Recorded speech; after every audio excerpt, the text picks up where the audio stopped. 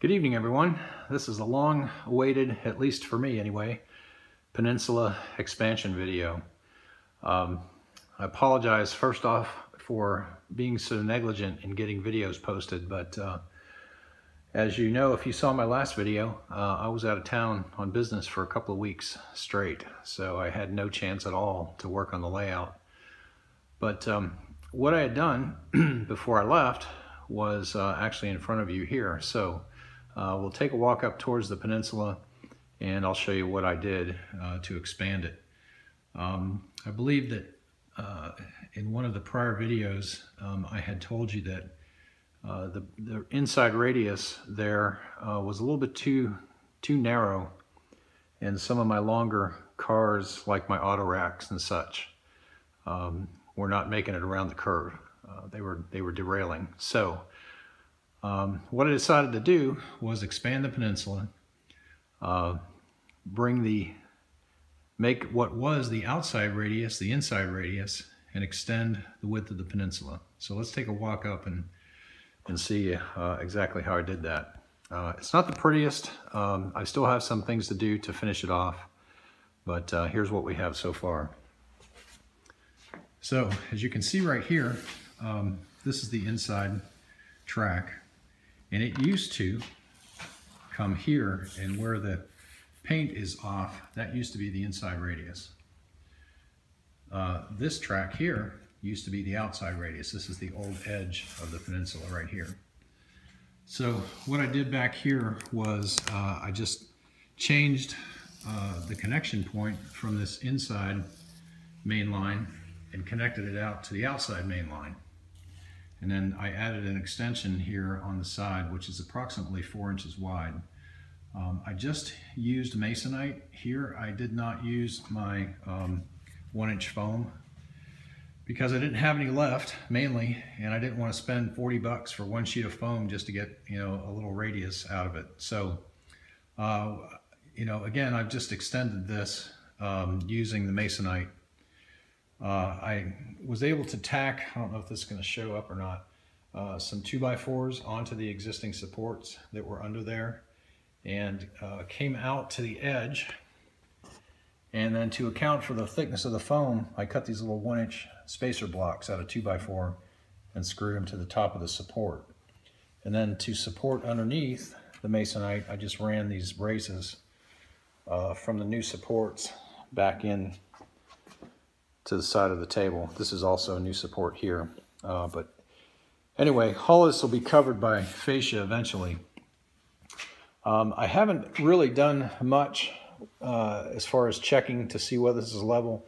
I think this one section right here, I may have to shim a bit because it's, I don't know, it's 1/8 of an inch, I think, lower than the table, the other tabletop. So I'm probably gonna have to shim that up a bit, which won't be hard. So coming around here, you can see that the outside radius is quite a bit larger than it used to be. So I'm happy with this. I left a lot of clearance between the inside and outside radius. I think there's probably close to 4 inches there. So anyway, that's the expansion. Then I was able to finish laying track in the intermodal yard slash auto rack unloading area. I took a little, again, designer's license, or maybe modeler's license, not so much designer's license, with the plan. These 3 tracks that are here were in the plan, and they were stipulated for auto rack unloading. When I got them in, well, let me back up a minute. Let's walk down here to the intermodal yard. Okay, so these tracks here are the mains, and originally there were going to be 2 intermodal yard tracks here and here, but once I got those laid, I decided that I really needed at least one more because I have a lot of well cars and such. So I added this other, where you see the rolling stock sitting right now. This track was not in the plan. And how I accomplished that, and it was a a comment from one of my subscribers, and I forget his channel name, but I'm going to give him credit here below, and you'll see his name and channel name for suggesting this change to make this additional space available. Originally, right here is where the turnout was that fed the 2 intermodal yard tracks. He suggested that I put a curved turnout in back here, which you can see, to give me extra length, and that gave me probably close to 2 feet, and it also enabled me to get another track into the intermodal yard. So all that being said, I'm bumping up close to where my divider is going to be. As you can see, the space between that turnout there and the edge of that auto rack is not much. So I'm going to have to be a little creative with a divider in here. So another bridge to cross. But anyway, what that also enabled me to do was to, and let me walk back down here where we can get a better view of it. The 3 auto rack unloading tracks were normally going to be here, 1, 2, 3. Putting the extra intermodal track in allowed me to move the center track over about 4 inches here. It would have been here, it's now here. So by moving that over, I was able to get an additional 2 sidings in here. So these can be for, you know, auto rack unloading. They can be for well car storage, you know, whatever. So I got some additional siding here. So that's about it for the track in the intermodal yard. I think it's done, which is a good thing. So coming back around, there is a siding which takes off now, which I've laid. It's right here.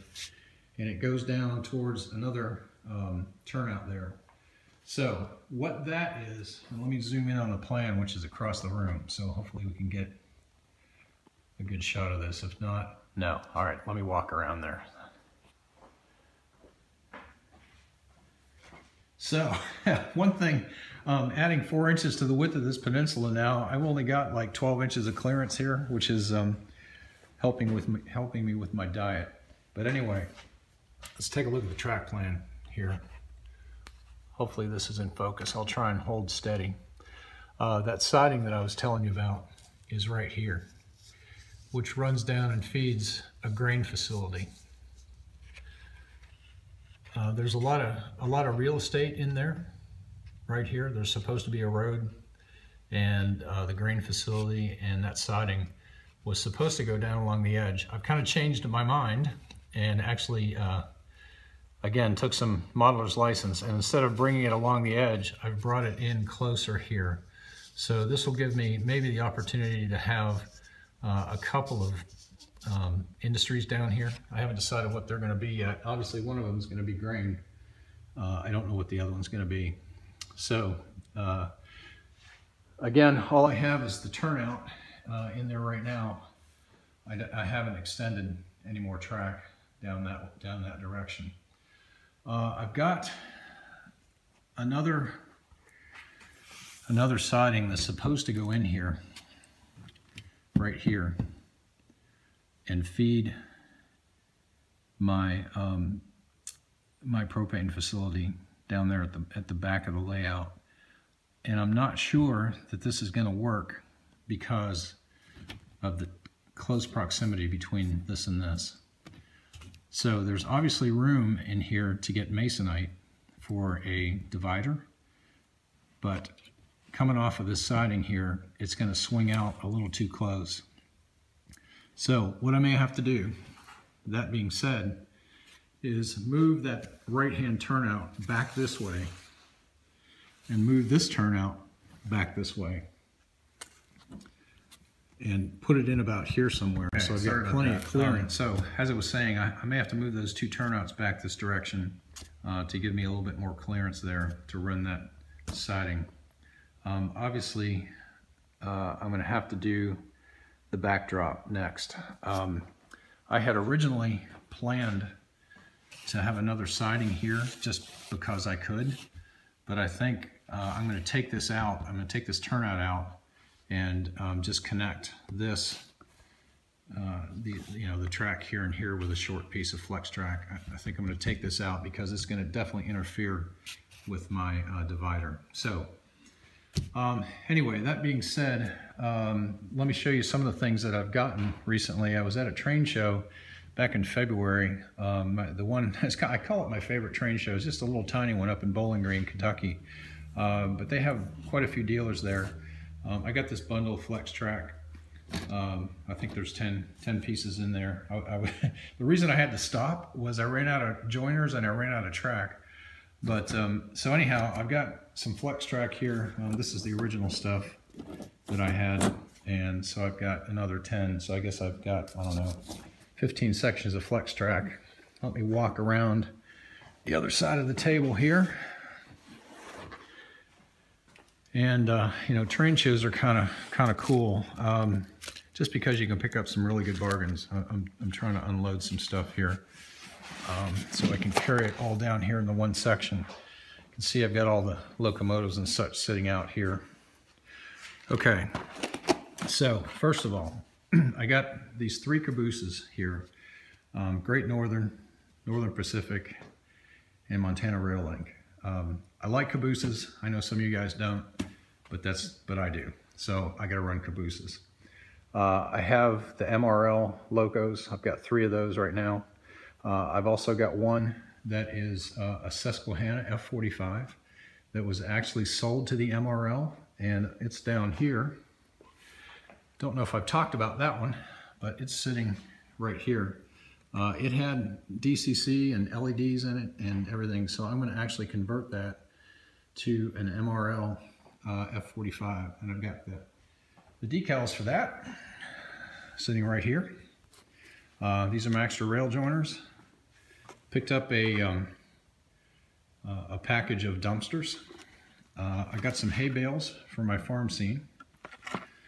Picked up a couple of semis. These things are Matchbox, and I don't know if you guys have dollar stores around. We've got one. You know, like everything's $1, and you know, not Dollar General, but the place where everything's $1. These are $1, and they're if they're not HO scale, they're pretty darn close to it. So I got 2 of those, you know, $1 each. They'll look good in the intermodal yard. I picked up some weights at Harbor Freight. These are actually wheel balancing weights, and they are 1/2 ounce weights, and there are 48 of them in here, and they were, I think, $9 for those that are self-adhesive. So I'm going to be weighting my cars eventually. I picked up off of eBay a couple of auto racks, which are, I'm not going to mess with those. They're undecorated auto racks, so I'll have 2 more to add to my auto rack collection. The cabooses I talked about. I don't really have a Great Northern locomotive right now, but you know, since I do Burlington Northern and, you know, merger and all that stuff, I can run that. But I would like to pick up a Great Northern locomotive as well. Also got this Gulf covered hopper. It's an Athearn. The cabooses, I think, are Athearn. I'm not sure what the rail link is, but all of those have horn hook couplers on, so I'm going to have to change all of those. Then starting here, picked up this one, this box car that actually had a contain, you know, what am I trying to say? Crates in it off of eBay for like, I don't know, $7 or $8. I thought that was pretty good. This is a train show purchase, this Way of the Zephyrs. The roof is loose, so I've got to glue that back on. Then the rest of these 50-foot box cars here, I picked up at the train show up in Bowling Green, except for this covered hopper. That's the one I got in when I was out of town on business. So all of the 50-foot box cars, I think, were I'm thinking $4 a piece at the train show. and they've all got Katie style couplers, and I think they're Athearn. Some of them have opening doors, which is kind of cool. And I guess it was this one. I didn't get this at the train show. I got this one also when I was out of town. So this and this covered hopper. All right, so what else can I tell you? I don't know. I have all the locomotives sitting out here because I was putting decoders in them. So that's, as I finished them, I just kind of set them out there. But I didn't realize I had so many. I think last count I had like 30 locomotives. You buy these things one or two at a time, and eventually you've got more than you need, but you can never have too many locomotives, right? And then let's see, back over here, these three are non-powered. So this one is missing a railing, which I now have. I bought a set of railings for that, which I'm gonna have to paint. This is a powered unit. It's got DCC in it. So what else? Oh, I bought some foam sheet also from Michaels, and this is, I don't know, it's probably 1/8 of an inch thick, and I'm going to use it for concrete under my engine facility, which is going to go down here. So I'll be using that for concrete. I have some kits to build back here. I got a diesel fueling rack and a diesel sanding rack, and I may have shown these before. I got those to put together. I have the storage facility that goes along with the, now this is actually the grain bin that's over here, or grain elevator, and I've got the storage facility already built. I've got the intermodal crane to do, and a couple of these old Plasticville kits. I just got those, to kind of fool around with them. But anyway, plus a lot of other stuff kind of standing over here in the corner. Oh, something else I picked up from the dollar store. These wooden dowels. You get 15 of these for $1. There are approximately 1/4 of an inch. They may be a little bit less than that, but I thought painted, they would make good flat car loads. So I got 2 of those. What else? I think that's about it. Kind of rambling on tonight, but just wanted to give you guys an update of things that I've been doing and progress. So the 2 major things I have left to do is the major thing is obviously wiring the layout. Since I've built it, now I guess I want to run it, so I got to put power to it. So that's going to be the next thing. Kind of going hand in hand with that will be soldering the feeder wires to the rails and replacing the ties that I've had to cut out.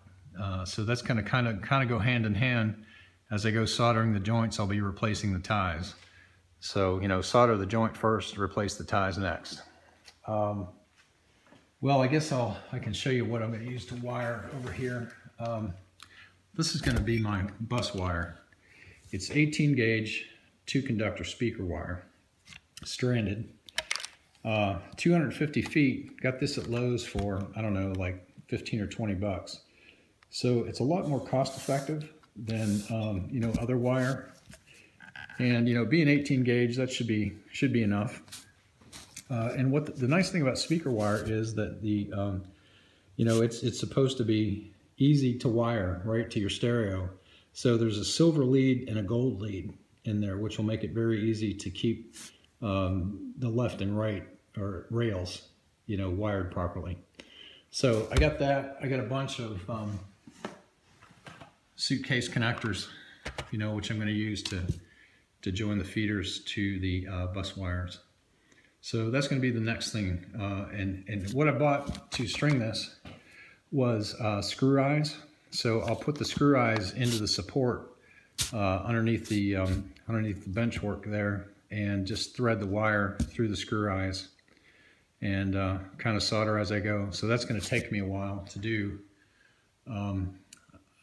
This being Thursday night this week, I'm not going to get a chance to start that until next week now.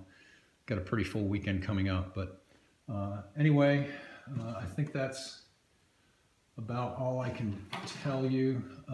Here's the screw hooks that I purchased for that. So I'll just be running, screw eyes rather, just be running the wires through there. You know, rather than stapling them, you know, or trying to use a like a wire hanger, I'm just going to use this, run the wires through there. So that's how I do it. May not be how you want to do it, but it's my layout. So we're going to see how that works. But anyway, ooh, I think I showed you this. This siding here is the passenger siding. What I want to do right here where that kind of this section juts out is where the passenger station goes. I want to put a station platform in here in between these two tracks, and I'm going to try and scratch build that. So put it in here, you know, a rather long one with you know, a roof over it. So that's going to be one of my major scratch building attempts. So all right, I've droned on long enough, but I appreciate you guys hanging with me. Got some new subscribers. Appreciate all of the new subscribers and comments, and look forward to getting some more done here and sharing it with you guys. So hope you all are enjoying the hobby, enjoy running trains, and we'll talk to you soon. Thanks.